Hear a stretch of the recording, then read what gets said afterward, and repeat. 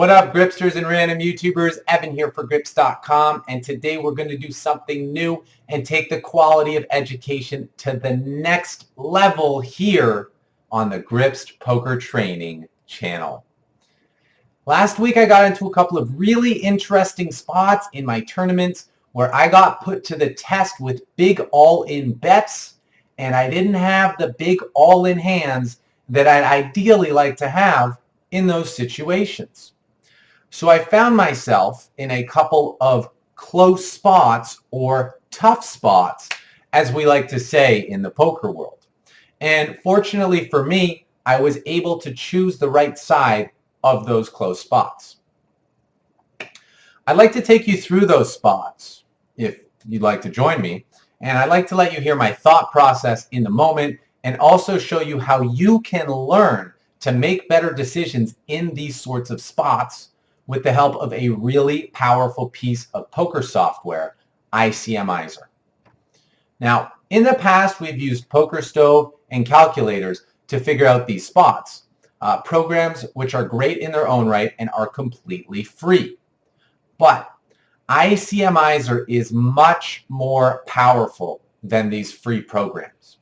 And while it costs a little bit of money, like most things in life, you'll get what you pay for. And in my opinion, that's great value in this case. So, with that introduction in place, let's get into the hands. So the first hand we have is the Queen 9 offsuit, blind versus blind, facing an 11 big blind shove from A. Ponikov. And my first question is, would you call here? Think about it and just be honest. My next question for you is, what is the worst hand that you would call with in this spot? Okay, now think about why is that the worst hand you would call with, and what are the assumptions that you're putting into play? To figure out these spots kind of more easily, we can run the numbers with software like ICMIZER to see exactly what we should call with and why. So first thing we do is we pull the hand up on Poker Tracker, highlight it, right click, copy the hand history text. Then we go over to ICMIZER and click paste hand history. ICMIZER will then load up the situation with all relevant variables. Now the first thing we can do is just run the numbers and by clicking this button that says calculate Nash equilibrium. That will tell us what both players should be shoving to take the most optimal, game theory optimal, or best strategy. And so we click calculate Nash, and then we just wait for the calculations to come through. And we see that the small blind player, because he only has 11 big blinds, and it's blind versus blind, he's only got one player to get through, and the antes are really significant, that he can actually shove 71% of hands and expect to turn a profit. It's pretty crazy, right? It's probably a lot wider than you thought you should shove in that situation. Now, if he's shoving that wide, we should call with all the hands that are green and fold all the hands that are red.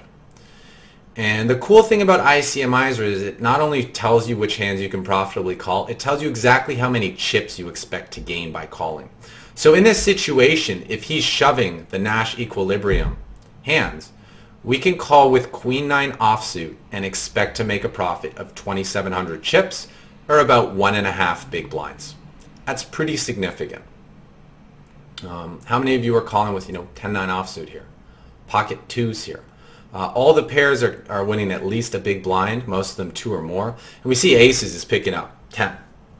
So this program not only shows you which hands you should call with, but exactly how much you expect to gain with each hand. And that's where the beauty really is. Because it's the same with when you're shoving a hand, you want to know how much you expect to gain with it.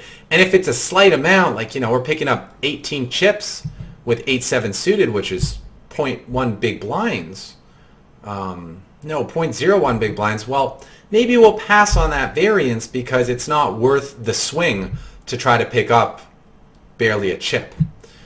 Now, the next thing we can do is adjust the shover's range. Let's say we don't think he's so crazy. Let's say we think he's only shoving with any ace, king 10 or better.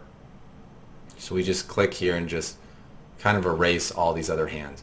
We think he's shoving any pair, but for suited connectors, we don't think he's shoving too many of them. So we get rid of all these. Let's get rid of all the suited kings. Let's have him shoving pretty tight, right? Okay, so we just erase all that. There, and this has him shoving about 30% of hands. To be fair, he's probably limping with hands like aces, kings, and queens, so we'll take them out of there too. Now, with this new range, this tighter range, we click Calculate to see what hands we should call with, and we see 24% of hands. So against this tighter shoving range, Queen 9 offsuit would be a fold. And that's where knowing your opponent is very critical. If he's a tight player, we're going to be much more selective of the hands we'd call his shove with. But if he's a loose player who's very crazy, yeah, we need to make the call with the Queen 9. Since this was a $215 buy-in tournament, that's a turbo and has a lot of regulars, I assumed that my opponents are probably going to be playing a Nash equilibrium, and that's why I felt that the call was correct with Queen 9. Now let's take it even more extreme. Let's see how things change if he's shoving every single hand. So we can just drag this bar here. That's the other fast way. Instead of clicking the hands, you can just drag the bar. No, we don't need to save that. And then we click Calculate. And we'll see that if he's shoving any two cards, we can profitably call with, what does that say? 73% of hands, including hands as weak as 10-4 offsuit, and expect a turn of profit. Now that's a pretty extreme scenario. And it's not very often you have an opponent who's shoving any two cards. But this is, I just wanted to show you how you can look at the extremes of the range and then kind of figure out, okay, so where in the middle should I fall? Also, we can change the size of the blinds. Let's go 400, 800. And because now there's going to be less to gain from calling, there's less dead money, the amount of hands we should call should drop. Yeah, drop from 73 to 60. So you also see the amount of dead money, the amount of overlay in the pot makes a big difference as to which hands we should call with and how many chips we expect to gain as a result of them. Okay, so that is the first hand, the Queen 9 offsuit. And that's kind of how you can use ICMIZER to really get super clear on what hands you can and probably should call with and why. I think this is like just barely a call, probably. Yeah, we're still far enough away from the money that we gotta run it. Blaster, 11 blinds, let's go. Queen high good. Queen high is good. Get stacking. Why did I call an all-in with Queen high for 12 blinds? Well, to illustrate it exactly, I'm going to need to use some software. So let's do that in a future YouTube video where I actually have time to go through the thought process fully, because right now we got other decisions to be making. Nice to be right in those situations, and even nicer to hold in those situations, because even though we had the best hand, we were still only about a 2-to-1 favorite or so. All right, so the next hand is the King-Queen offsuit, where we are facing a 16 big blind shove from the button. So, again, the question is, would you call here? Next question is, if not, how many big blinds would he have to be jamming for you to call? If he was shoving 6 bigs, would you call? If he was shoving 9 bigs, would you call? 15 bigs, 20 bigs. And then the final question is, what hands do you think he's moving all in with in this spot? Because the first one, the amount of big blinds he's shoving, helps you realize what your odds are.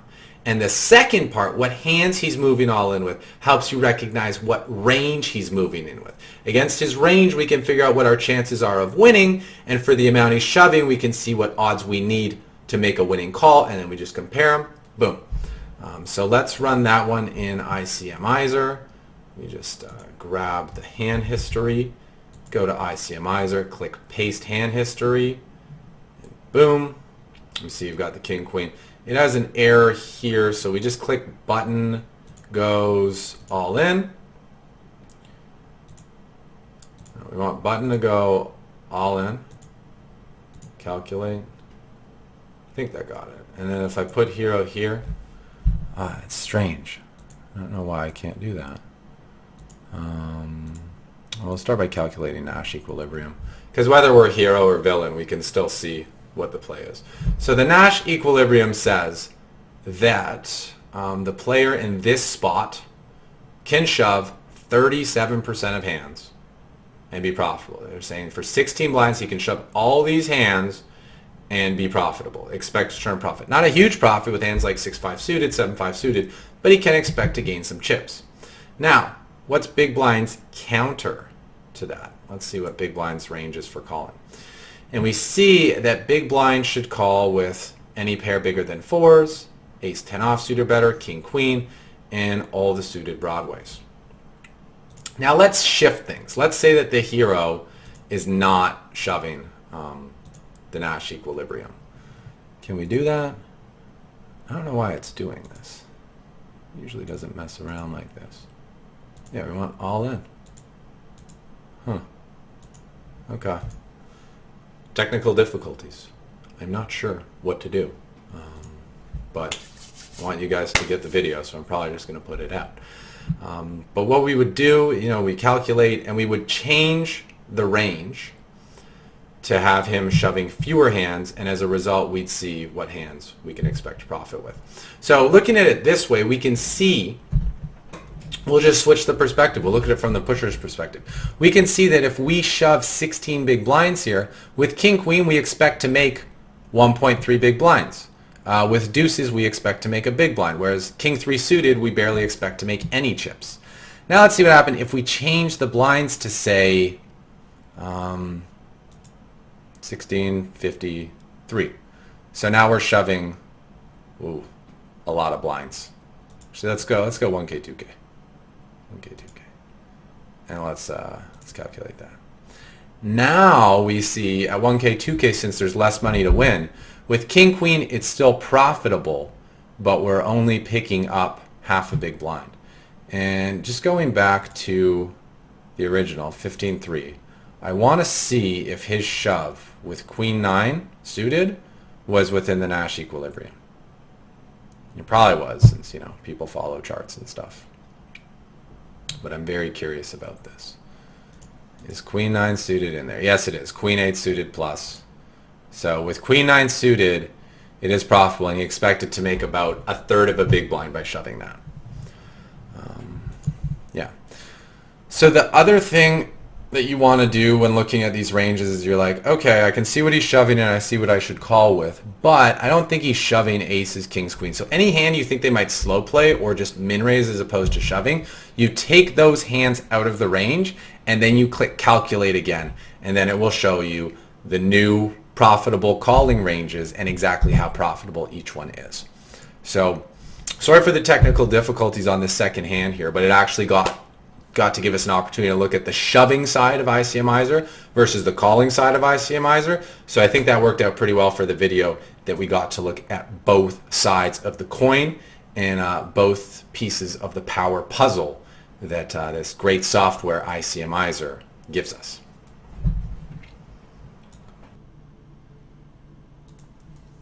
This king queen, we're gonna go.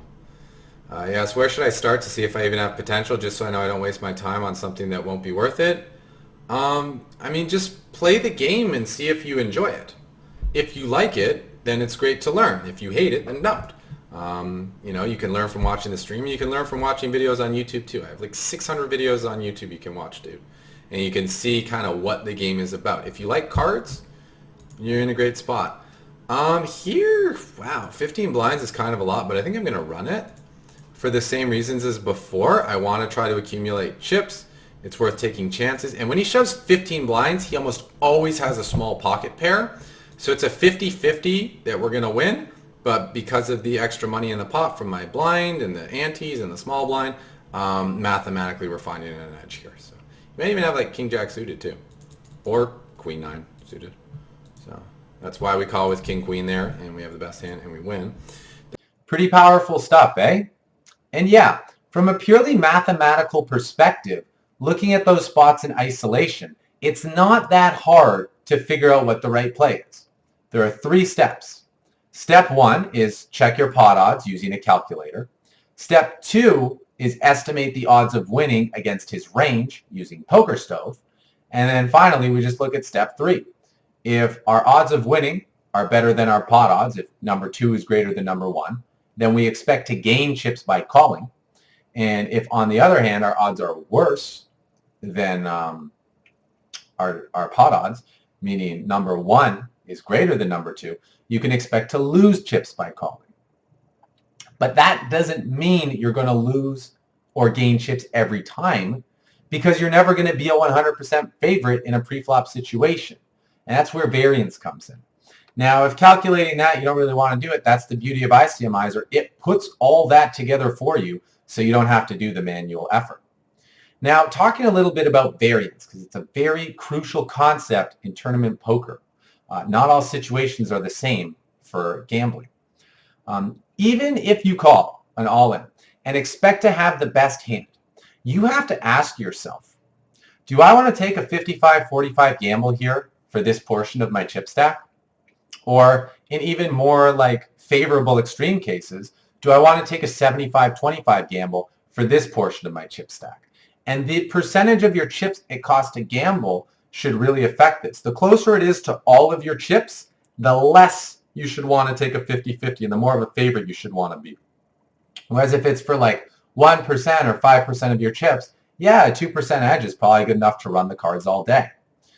Depending on your position in the field, your position on the table, the stage of the tournament, and the average skill level of the players remaining, just to name a few of the factors worth considering, sometimes the answer will be a resounding yes, I'd love to gamble in this spot, and sometimes the answer will be a resounding no.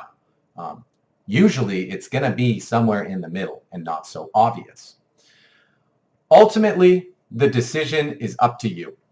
If you want to take on variance and fluctuations to your stack, or if you'd rather pass on the variance and move on to the next hand unaffected by folding.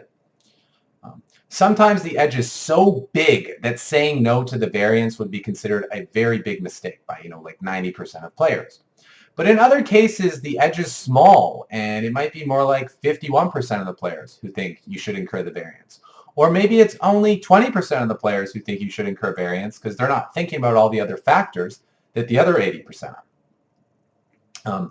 But in the end, those are the opinions of others. And they're not the ones with your cards. They're not the ones with your reads on the table or your skills as a player. So in the end, you are in charge in poker. You have to make the decisions that you feel are best for you at this moment in time, this situation right now, with all the factors considered, all the relevant variables, not just your odds and equity against the range. So, software tools like ICMIZER, Poker Stove, and calculators will help you see the big picture and see what's going on more clearly, much like my MTT strategy guide breaks down those things you should be thinking about. They are simply a guideline. They are not the be-all and end-all when it comes to making the decision. No.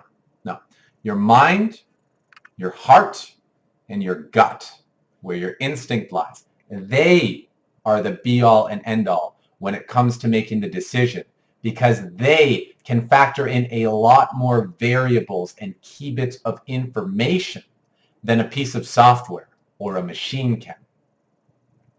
Now, that said, I think ICMIZER is an incredible tool for studying. And one of my biggest regrets in my poker career is not using the software earlier so I could actually get a better handle on the big picture, identify more potential edges, see what I was missing from my limited point of view, and see more little spots where I could make money if I just hopped out of my comfort zone and seen things from a different angle. And for anyone looking to improve their short stack game or even their mid stack game, I think that ICMIZER is an amazing piece of software that is definitely worth the investment. It costs, $15 to $30 a month, depending on which package you choose. And that's an investment that will pay off very quickly, because as you get the knowledge, like you get to apply the knowledge that you learned in every single tournament you play. So every little edge you pick up, you get to apply in every future multi-table tournament, in every future sit and go that you play from there on in. Because that knowledge, that understanding that you pick up is yours to apply for the rest of your life, the entirety of your poker career. And that's, it's a lot of opportunities to make back your 15, 30 bucks.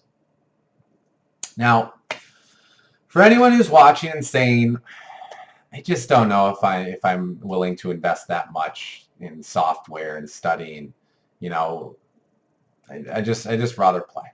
And for those people who just don't want to put the money there, invest in themselves, I've got some really good news for you, like really good. Through the free bundle program running at grips.com, you can get a 3-month subscription to ICMIZER for free. Absolutely free. All you've got to do is create a new account at one of our partner sites, make a minimum deposit, and select ICMIZER as your free piece of software. So you get the software, you get a new account on a soft site where you're likely to run it up, and you get to keep the money that you deposited to play with. So now you're more prepared to run it up and hopefully never have to remake another deposit. I'll put links for both ICMIZER and the free bundle promotion in the video description so that they're easy for you to access whenever you are ready to try out this software. Don't worry, this video isn't going anywhere anytime soon. And when you're ready to get that much closer to solving poker tournaments and stepping up your game to the next level, it'll be ready for you to take action. If you'd like to learn more about when to gamble in poker tournaments, check out the playlist that will be coming on screen anytime now. I think it'll be like here, probably somewhere. There are a few really high quality, relevant videos on it to what we've been talking about today. And please let me know what you thought about this video, if you would have done the same as I did or different, and why. Maybe include your key takeaways or the most helpful thing that you learned as a result of watching this video, any aha moments that came to mind. And if you like this video and would like to see more videos like this in the future, please subscribe to my YouTube channel and you will get notified every time a new theory or strategy video like this gets released. And when you're done with that, you know what to do. Take what you learned, go out there, and get stacking. This has been Evan for Grips.com saying your time is now, so make magic happen.